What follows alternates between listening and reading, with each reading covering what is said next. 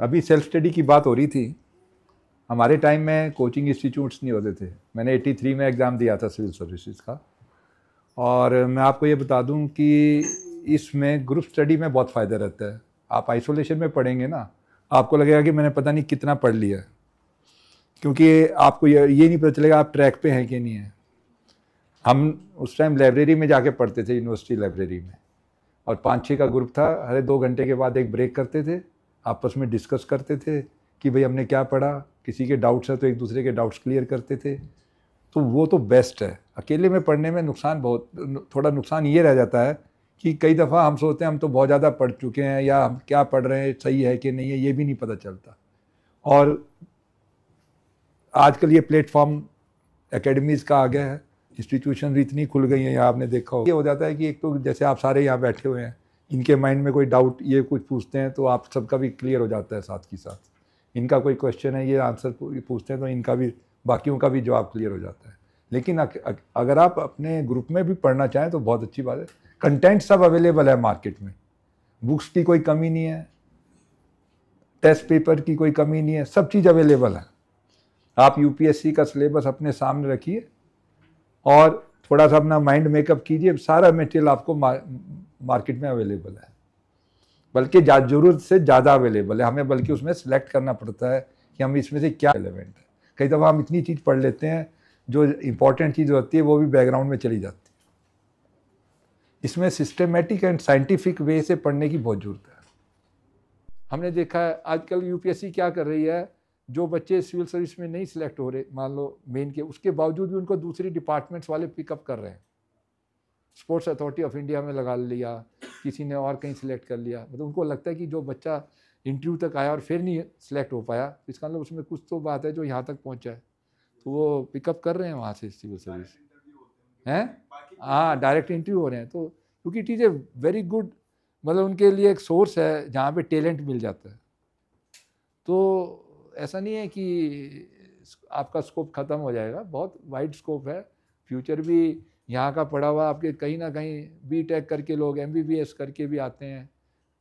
वो भी मान लो यहाँ इंजीनियरिंग, यूपीएससी 16 एग्ज़ाम लेती है, 16 सर्विसेज के लिए, स्टार्टिंग फ्रॉम एनडीए, डिफेंस में CDS, combined engineering exams, combined medical services, Indian forest service, Indian economic service, Indian statistical service, civil services, फिर ये आपके पैरामिलिट्री फोर्सेज के लिए अलग से असिस्टेंट कमांडेंट, सीएपीएफ। तो आपके लिए इतनी चॉइस है कि आप औरों में भी अटेम्प्ट कर, मेरा कहने का मतलब है कि ये पढ़ाई को आप वहाँ भी यूज़ कर सकते हो अगर आपका इंटरेस्ट है तो। प्लान बी भी तैयार, मेरा कहने का मतलब है, एक प्लान ए है सिविल सर्विसेज है, प्लान ए कि भैया हाँ तो मैंने करना है। एक प्लान बी बैकअप जिसको कहते हैं कि भैया किसी वजह से खुदा ना खास्ता मेरे से नहीं हुआ, तो मेरे पास व्हाट इज़ प्लान बी। मैं 30 साल की उम्र में जाके खड़ा हो जाऊँ, यार मेरे अटैम्प्ट भी ख़त्म हो गए, अब मैं कहाँ जाऊँ। घर वाले भी कहेंगे भैया बेटा इतने साल तूने इस लाइन में लगा दिए, तो एक प्लान बी भी याद रखो तो कोई हर्ज नहीं है। और वो ये है कि ये एग्ज़ाम भी देते रहो दूसरे, उससे क्या 2 फायदे होंगे। एक तो प्रैक्टिस हो जाएगी, क्योंकि मोर और लेस यूपीएससी का जो है, जो ऑब्जेक्टिव टाइप के टेस्ट होते हैं मोर और लेस ओवरलैपिंग से होते हैं, कुछ आइडियाज़ आपको मिल जाएगा, उससे प्रैक्टिस हो जाएगी। और आप मान लो वहाँ सेलेक्ट हो गए, उसको रिजर्व में रखिए, that will give you more confidence कि मेरी CAPF में सेलेक्ट हो गया, मैं फॉरेस्ट में सेलेक्ट हो गया, या मैं economic service, economic background economics में आ गया, तो ये समथिंग आया already in my hand. Double confidence के साथ बच्चा जाता है, समझे कि नहीं। एक मेरे हाथ में कोई चीज़ है, मेरे पास ऑलरेडी कुछ है कि यार ये नहीं है तो मेरे पास ये तो है। एक ने पूछा है सर्विसेज में क्या चैलेंज होते हैं और उन्हें कैसे डील करते हैं। अब सर्विसेज के चैलेंज तो भाई सिलेक्ट होने के बाद, नौकरी के चैलेंज तो हर एक, आपको जिस डिपार्टमेंट में भी आप जाएंगे, जो भी जहाँ भी आपकी पोस्टिंग होगी, वहाँ आपको चैलेंजेस तो you have to deal with. सबसे बड़ा चैलेंज होता है to deal with human beings, with your fellow and your senior. आपका जो सुपरवाइज, जैसे भी आप किसी भी ऑर्गेनाइजेशन में जाएंगे हायरार्की होती है, तो आप उसमें एक लेवल पे जाके फिट होंगे नहीं। आपके ऊपर भी ऑफिसर्स होंगे, नीचे भी काम करने वाले होंगे। तो सबसे बड़ी चीज़ तो है आपकी टीम, वो जो लीडरशिप क्वालिटी, स्पोर्ट्समैन स्पिरिट, सबको साथ लेके चलना है, सबका साथ सबका विकास है।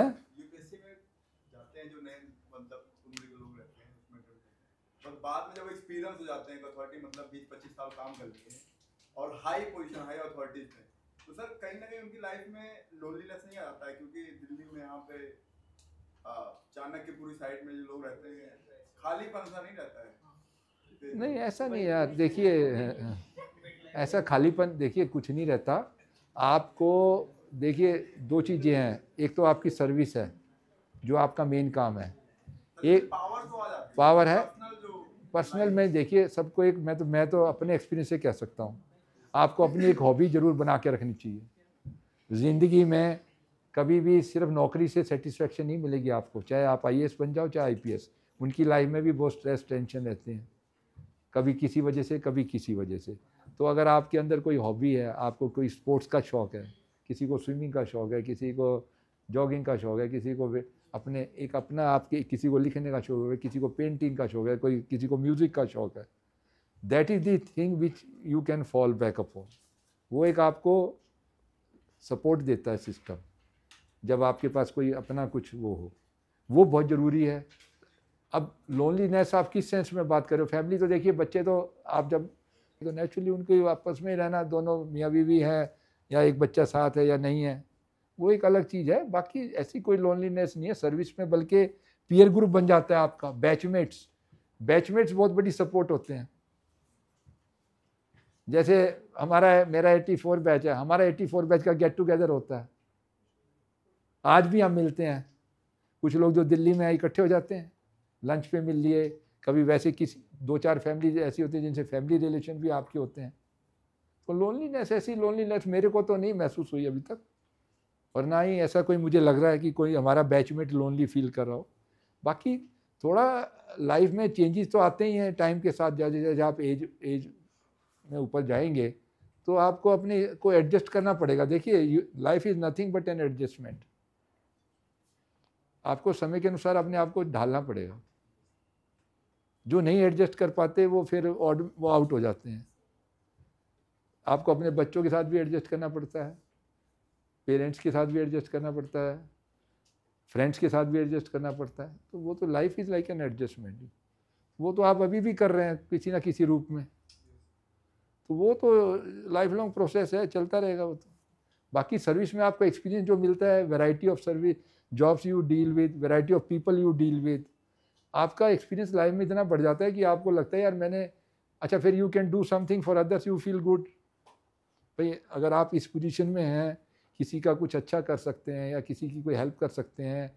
कई लोग जैसे इंटरव्यू में हम वॉक इंटरव्यू लेते थे, कई कैंडिडेट कहते हैं sir I want to do something for the people, मेरे में इच्छा थी इसलिए मैंने सिविल सर्विस ज्वाइन कर रहा हूँ कि लोगों का कुछ फ़ायदा काम कर सकूँ मैं।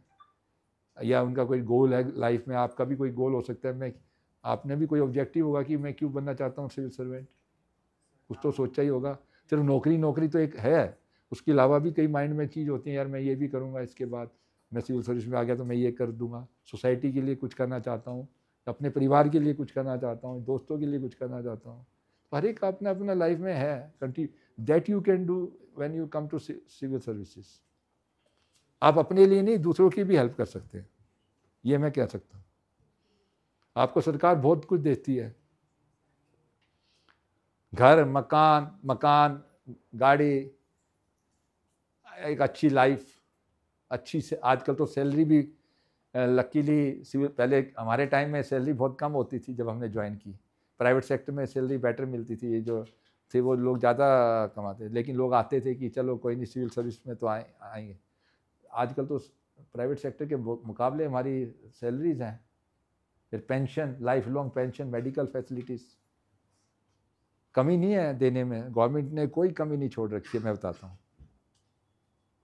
अब उसके बाद भी लोगों की नीड अपनी इतनी बना रखी है, या किसी ने ज़्यादा कुछ गलत करते हैं या वो उनकी पर्सनल चॉइस हो सकती है। वो करेक्टर तो देखिए हर एक का इंडिविजुअल करेक्टर होता है, वो आपकी अपब्रिंगिंग पे, आपके किस माहौल से आप आए हैं, किस फैमिली बैकग्राउंड से आए हैं, क्या आपकी सोच है, वो तो देखिए एक अलग चीज़ है, क्योंकि you can not enter into the mind of human beings. मैं यहाँ खड़ा हूँ, मैं क्या सोच रहा हूँ किसी को क्या पता।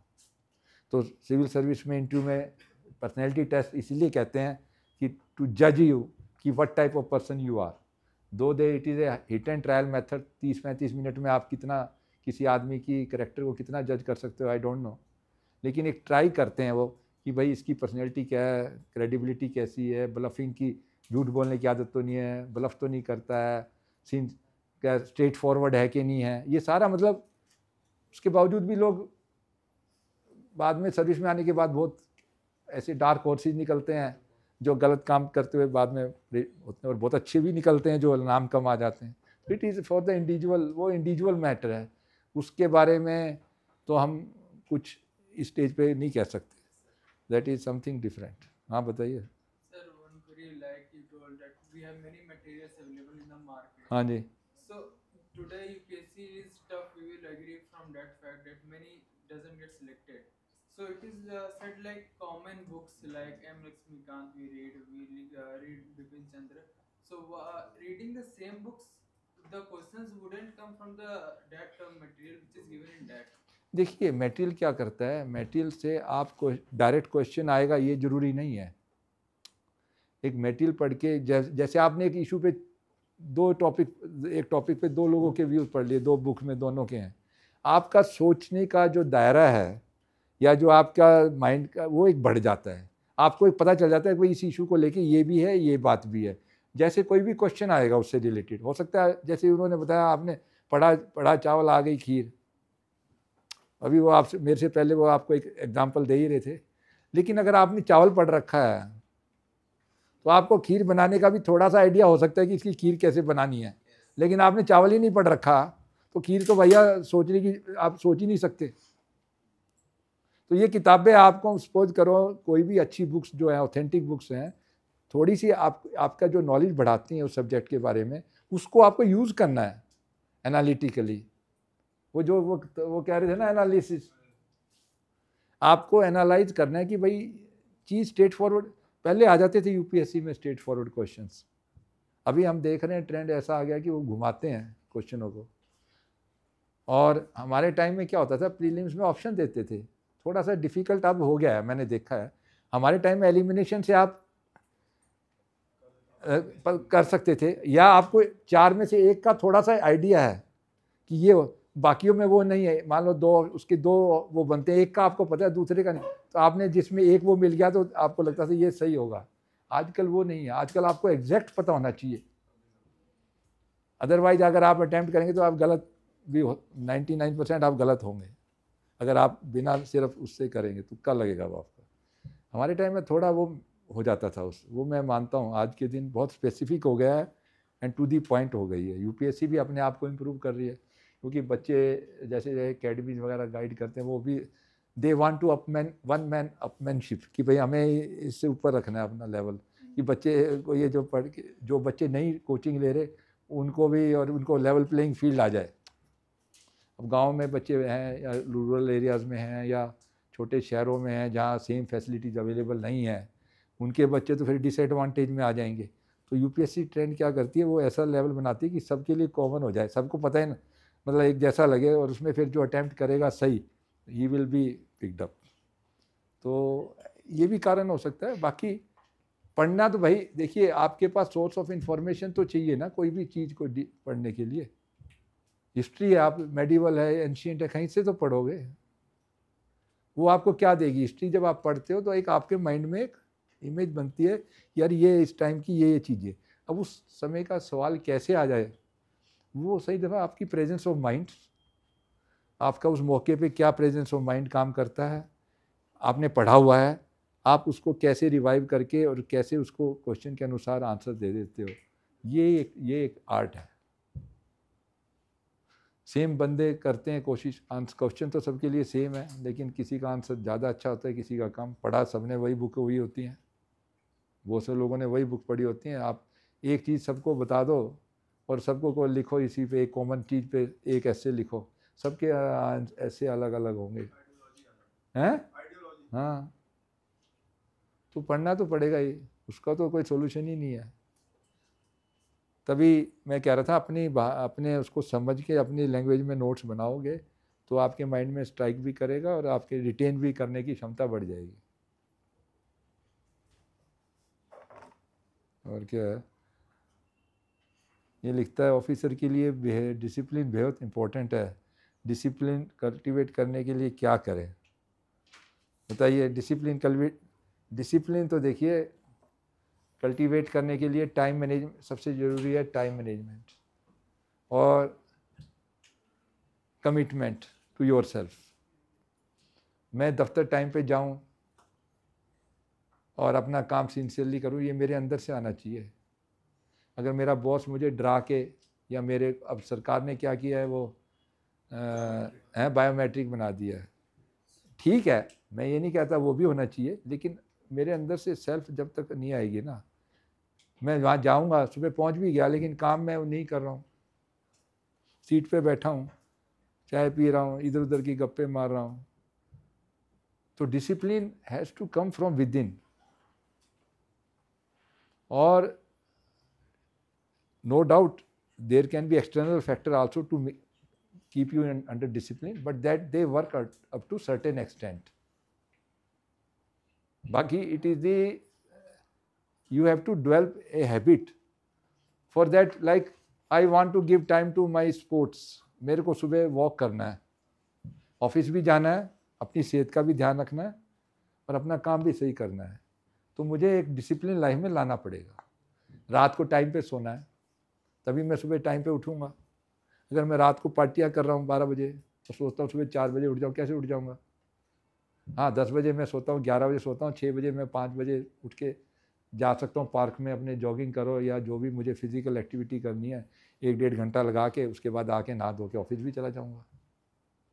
तो what is this discipline means you have to keep a time schedule,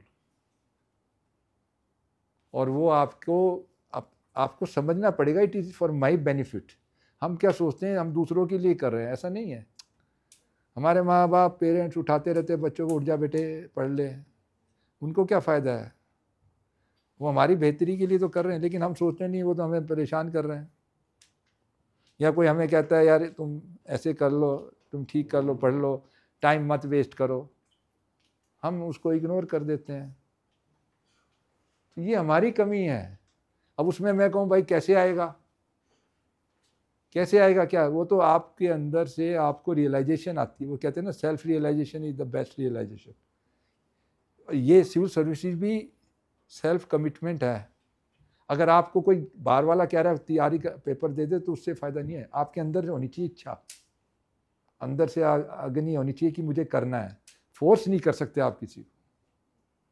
मान लो मैं अपने बेटे को कहूँ तू सिविल सर्विस दे दे, वो नहीं देना चाह रहा था, वो नहीं कर पाएगा, 99% नहीं कर पाएगा। हाँ, उसको खुद लग गया, हाँ पापा ने कहा है ठीक है मुझे करना है, तब जरूर कर लेगा। Because these things can't be force from outside. Guide कर सकते हो आप, परसुएड कर सकते हो, हेल्प कर सकते हो, but you can't force. You have to be from within realise कि this is in my interest and I should do it for myself and I will do it. तब आप इस field में घुसो, नहीं तो भाई और बहुत काम है, वो भी कर सकते हो। Everybody is not meant for civil services. क्या ऐसा थोड़ा है कि सबके लिए सिविल सर्विस है? बहुत दुनिया बाकी भी तो जिंदा है। ये तो 700, 800, 900 आते हैं हर साल, बाकी कहाँ जाते हैं भाई? 10 लाख प्रीलिम्स में भरते हैं, 5 लाख अपीयर होते हैं, उसमें 10-12 हज़ार मेन में क्वालिफाई करते हैं और उसके बाद 3,000 के करीब 2,500-3 हज़ार इंटरव्यू के लिए आते हैं, उसमें से 900, 700, 800 बच्चे सिलेक्ट होते हैं। बाकी कहाँ गए? कहीं तो जाएंगे ना वो। तो it is we are trying, we must try, but we should always be ready कि भैया मुझे करना है और मेरे की कमिटमेंट है और मैं करूँगा। हाँ जी sir, our answer script should be based more on factual or our own perspective. नहीं, it depends on the question. If it is fact based question में मान लो फैक्ट्स ज़्यादा पूछे हुए हैं, देखिए फैक्ट्स में आप चांस नहीं ले सकते। फैक्ट तो फिक्स्ड है, उसको फैक्ट्स तो पक्का है, उसके अंदर आप फैक्ट इज फॉर 10 नंबर, तो 10 तो 10 ही रहेगा। हाँ, जो आपकी इंटरप्रिटेशन हो सकती है वो सब्जेक्टिविटी हो सकती है, बट वट एवर यू से, मैं ये कहता हूँ ये should be fully supplemented by the logic and sound conviction. आप कुछ भी लिखो, smoking is injurious to health, ऐसे का टॉपिक आजकल वो कोई कह रहा था फिलोसफिकल वर्ड, ऐसे एक स्टेटमेंट दे देते हैं, उसके प्रोन्स भी होते हैं, उसके जैसे वकील होता है वो दोनों तरफ से बोल सकता है, डिफेंडेंट भी और एक्यूज की तरफ से भी, बट जिसके आर्गूमेंट में स्ट्रेंथ होती है वो जीत जाता है। तो same thing applies to the questions, it whatever you write should be fully supplemented by full reasons and logic, convincing होना चाहिए, हाँ भाई मैं ये कह रहा है ये तो इसने ये लॉजिक दिया, ये जेन्युइन है और एक्चुअल है, और जो if you can supplement it with empirical data facts then it is more of value addition. मान लो मैं कह रहा हूँ इंडिया की ग्रोथ 8% हो रही है, उसको मैं सप्लीमेंट करता हूँ विद माई आर्गूमेंट, क्या कारण है, बाहर के एक्सटर्नल फैक्टर क्या है, डोमेस्टिक फैक्टर क्या है, plus I supplement is with empirical data, because economics हुआ, इसमें डाटा वगैरह जहाँ पे फैक्ट्स चलते हैं वहाँ पे हिस्ट्री में जैसे डेट्स हैं, पीरियड हैं, वो बहुत जरूर, अगर आपने गलत कोट कर दी तो उससे गलत इंप्रेशन चला जाएगा, उसमें आप you can not take a chance. हाँ, उसकी इंटरप्रिटेशन में आपका डिफरेंस ऑफ ओपिनियन हो सकता है, लेकिन जो फैक्ट्स हैं वो फैक्ट्स रहेंगे। तो ये आपको देखना है कि ये question is based on facts और it is just based on your logic. बहुत से क्वेश्चन होते हैं ओपिनियन बेस्ड, जैसे इसको कहते हैं fact based questions, opinion based question. Opinion based question ज़्यादातर बोथ साइडेड होते हैं, they like the two sides of the coin, and you have to, if you are a like he said pros, आपने दोनों side बताए, आपको दोनों पता है कि अच्छे पॉइंट क्या है, इसके फेवरेबल क्या है, इसके अगेंस्ट क्या है, लेकिन आपको स्टैंड लेना है, भाई तुम्हारा क्या पॉइंट है, ये तो बाहर ये दो चीज़ें हैं, इसका ये भी है, ये पॉजिटिव ही नहीं, अब तुम क्या सपोर्ट करते हो दोनों में से, वो कंक्लूजन में जब आप दोगे वो आपका वहाँ पे आपका लॉजिक, आपका वो इंटरप्रिटेशन आपकी कि भाई हाँ ये इसके प्लस ज़्यादा है, माइनस इसमें थोड़े बहुत ये भी है, but they can be tackled through this way and ultimately this is a good thing.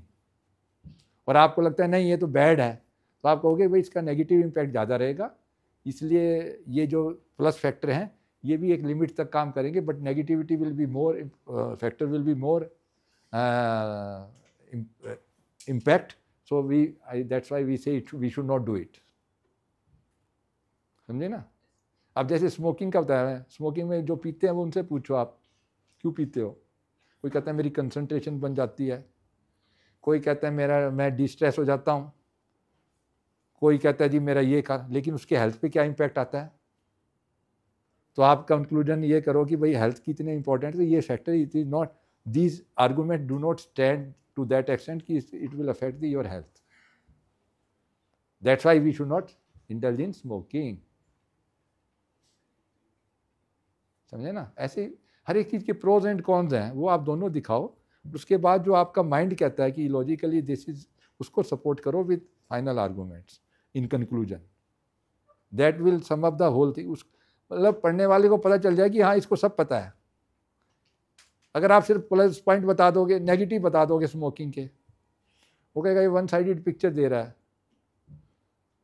समझे ना? कोई भी चीज़ होती है उसके दो पहलू होते हैं, ये वाला भी, आप दोनों पहलू बताओ और उसके बाद जिस पहलू को आप स्टैंड लेना चाहते हो वो लो। ओपिनियन बेस्ड क्वेश्चन जो सब्जेक्टिव क्वेश्चंस होते हैं, जो फैक्ट बेस्ड हैं उनमें तो आप ज़्यादा वो नहीं कर सकते, वो तो फैक्ट्स पे रहेंगे, एम्पिरिकल डाटा और ये सब आपको देना पड़ेगा, उसके बेस पे आपको कंक्लूजन ड्रॉ करना पड़ेगा। तो ये है। और एनी अदर क्वेश्चन? तो मेरा तो आपसे सिर्फ यही है कि सिंसियरली पूरा माइंड मेकअप करके होल हार्टेडली इसमें लग जाओ, don't make it A part time और कैजुअल अप्रोच।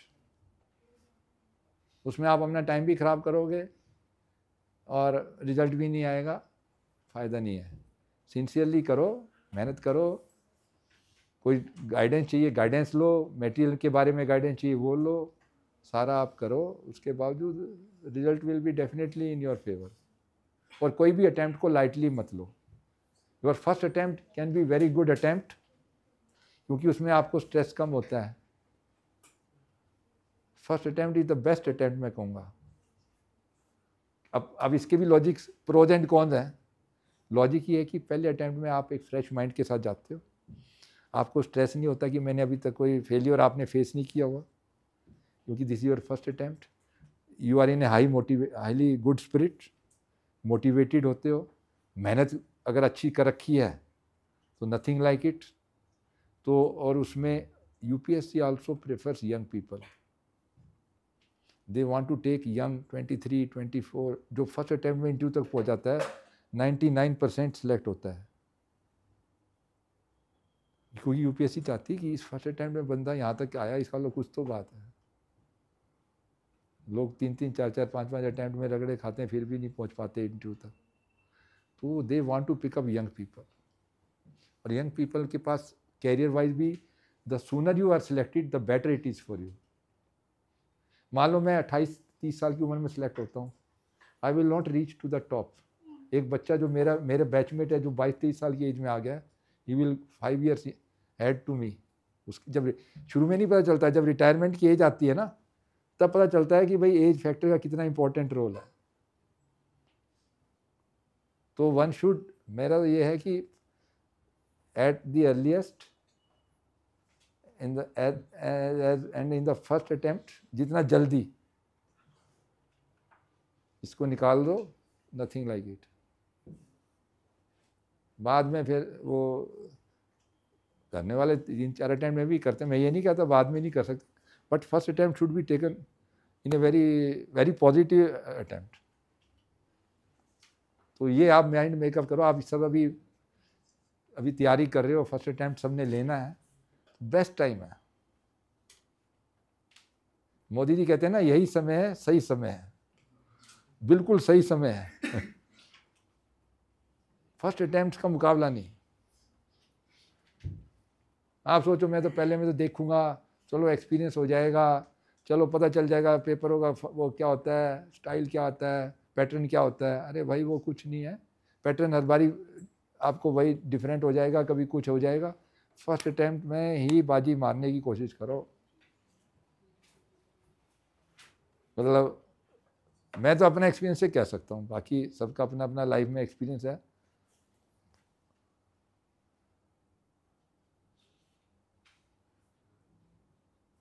आज के ज़माने में डिस्ट्रैक्शन बहुत हैं, उनमें से कैसे डील करें बताइए। डिस्ट्रैक्शंस,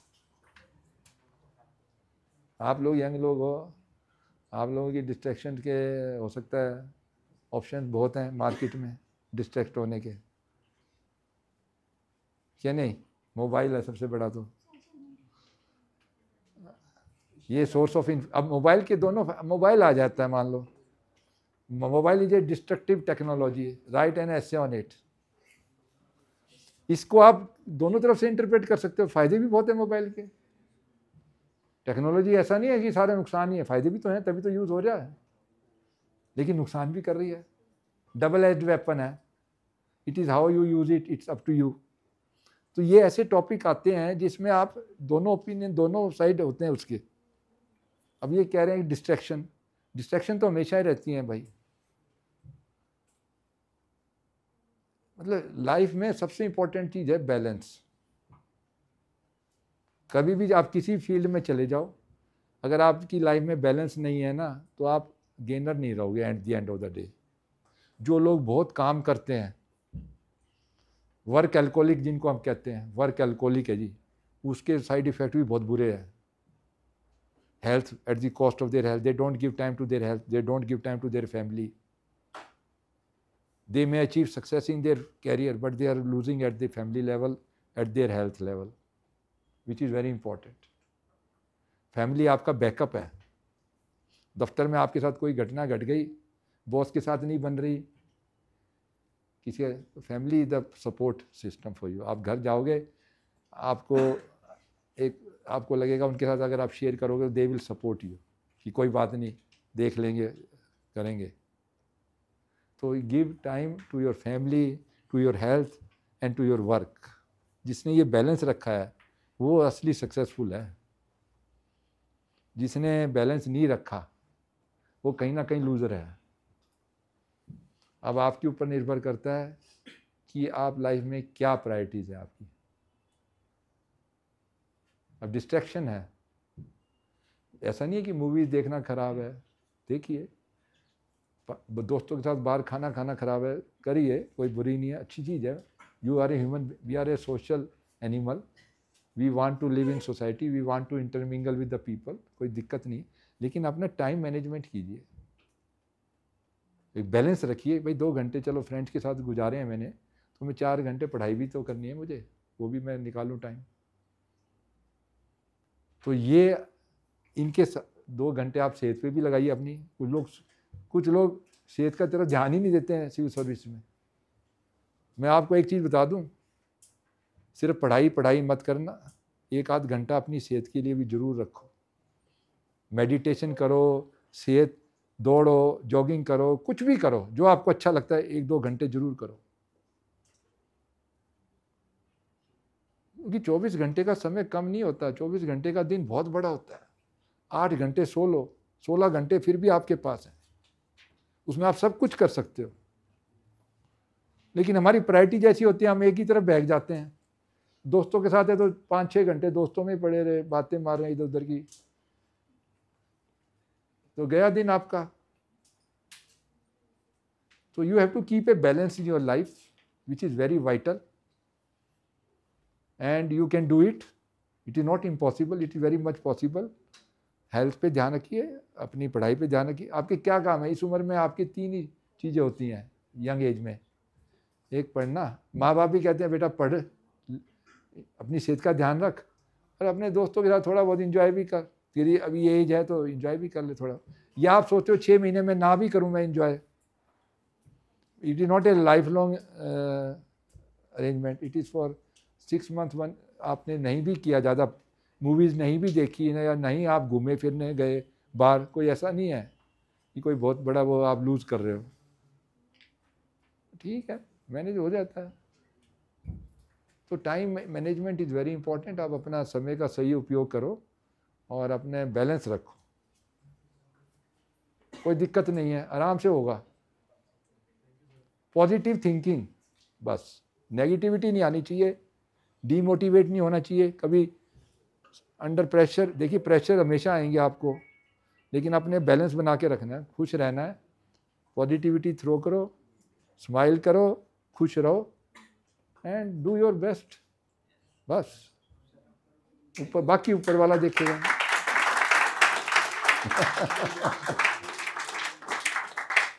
ठीक है ना, ये लाइफ का बेसिक प्रिंसिपल है। मैं अपने एक्सपीरियंस, जो आपको बाद में भी सारी उम्र यही काम होना है, whole life you will be facing these issues कि मेरे पास टाइम नहीं है, मैंने सेहत पे ध्यान नहीं दिया, काम में इतना ज़्यादा रहता है ऑफिस में, वहाँ मेरे को ये प्रॉब्लम, घर में, सब आपको बैलेंस करना है। फैमिली का भी ध्यान रखना है, अपनी पढ़ाई भी करनी है, नौकरी भी करनी है, या जो भी आप प्राइवेट बिजनेस कर रहे हैं वो भी करना है। सब काम होंगे, टाइम पे होंगे, आप अपना मेंटेन रखिए, ठीक है। Any question from your side, any doubt? कोई आपको कोई वैसा प्रैक्टिकल कोई प्रॉब्लम हो तो वो बताओ, कोई ऐसी इशू जो आपको लग रहा है ये मेरे को दिक्कत आ रही है। क्योंकि पढ़ाई तो एक अलग, पढ़ाई तो होनी है, मेहनत तो होनी है भाई, बेसिक प्रिंसिपल तो हार्ड वर्क है, उसके ऊपर you have to build up the structure. हाँ जी सर, आपने मोटिवेशन के बारे में बोला था। हाँ, मोटिवेशन होना चाहिए, हाँ, बट सर मोटिवेशन के लिए कोई पर्पस होना चाहिए। पर्पज सिविल सर्विस का क्वालिफाई करना, इससे बड़ा पर्पज और क्या होगा? सर, एक अंदर से होता है ना, वही तो मैं कह रहा हूँ ना, मोटिवेशन मुझे नहीं लगता है। अंदर से मुझे, आपको कॉन्फिडेंस अंदर से नहीं लग रहा सिविल सर्विस मुझे करनी चाहिए? सर मुझे कुछ ऐसा फील नहीं हो रहा है कि मुझे इसके लिए ये करना चाहिए, मतलब और भी चीज़ से मिल सकता है, तो सर मैं कैसे उसके प्रति बोल रहा हूँ? नहीं, आप नहीं, जज्बा आप देखिए, जज्बा आप यहाँ पे कितने बच्चे बैठे, कितने लोग बैठे हुए हैं, they have come for some purpose, how to make it into civil services, that is the purpose. अब उसके लिए आपको सेल्फ मोटिवेट करना है। आपके पास और क्या ऑप्शंस हैं भाई? मेरे पास देखिए, आपको ऑप्शन देखना है लाइफ में कि मेरे को सिविल सर्विस सबसे बेस्ट लगती है। अगर आपको लगती है, मैंने पहले कहा है, अगर आपको लगती है तभी करो, अगर आपको लगता है civil services I will not enjoy civil services और I am not meant for civil service, don't do it. अगर आपको अंदर से खुशी होती है कि मैं सिविल सर्वेंट बन के कुछ करूँगा, कुछ अचीव करूँगा लाइफ में, तब तो करो। अगर आपको लगता है क्या फ़र्क पड़ता है, बन भी गए नहीं बने क्या फ़र्क है, तो ठीक है फिर। और बहुत लोग हैं बेचारे जो मेहनत कर रहे हैं यार, उनको बनने दो। It is meant for those who are really want to become civil servant. लोग कंपल्शन नहीं है ये कि आपको यही करना है यार, और भी ऑप्शन है लाइफ में अगर आप नहीं करना चाहते तो। मैं बता तो रहा हूँ, आखिर में 800-900 लोग ही तो सिलेक्ट होते हैं, बाकी भी तो कुछ करेंगे। वो कहाँ जाते हैं? वो भी कोई बिजनेस में चला जाता है, कोई अपना काम करता है, कोई दूसरी नौकरियां करता है, सब करते हैं और वहाँ भी अच्छा करते हैं। ऐसा नहीं है कि वो वहाँ एक्सेल नहीं करते, वहाँ भी बहुत अच्छा एक्सेल करते हैं। मैंने एनडीए में इंटरव्यू दिया था, मेरी वहाँ सिलेक्शन नहीं हुई एनडीए में। अच्छा, उस टाइम क्या था, हम 11th के, आजकल तो 12th के +2 के बाद होता है, उस टाइम हमारे टाइम में प्रेप होती थी, 10th के बाद 11th के बाद आप क्वालिफाई कर हैं, नहीं 11th के बाद होता था हमारे। तो हम वहाँ इंटरव्यू देने गए, एसएसबी है होता है इनका, 5 दिन का इंटरव्यू होता है, 5 दिन वो अपने पास रखते हैं। आपका मतलब सिविल सर्विस का इंटरव्यू तो कुछ भी नहीं है, पूरी बॉडी फिजिकली फिटनेस देख लेते हैं, आपकी मेंटल साइकोलॉजिकल सारी चीज़ चेक करते हैं 5 दिन में। मतलब 5 दिन आप उनके वहाँ ही रहते हो। आपका खाने डिसिप्लिन सुबह 6 बजे से लेके पीटी में बुला के वो सारा पूरा आपका पूरा पर्सनैलिटी को देख लेते हैं। वो टनका के, जैसे कहते हैं ना, ठन की आवाज़ आनी चाहिए, जैसे आवाज़ आई। तो जब हम सेलेक्ट नहीं हुए, कुछ लोग कुछ सेलेक्ट हुए, कुछ नहीं हुए, तो उन्होंने ये कहा कि इसका मतलब ये नहीं है कि your life is over, you may be meant for something bigger. तो जो बच्चे, मैं ये नहीं कह रहा जो सिविल सर्विस में किसी वजह से नहीं भी होते हैं, वो हो सकता है लाइफ में और कहीं बहुत अच्छा कर जाएं। तो इसलिए डोंट थिंक कि भाई और कुछ नहीं है, और भी बहुत ऑप्शंस हैं। लेकिन अगर आपने ये ऑप्शन चूज किया है तो इसके लिए होल हार्टेड एफर्ट तो करो, अदरवाइज और काम कोई बहुत। ठीक है, ओके, थैंक यू फ्रेंड।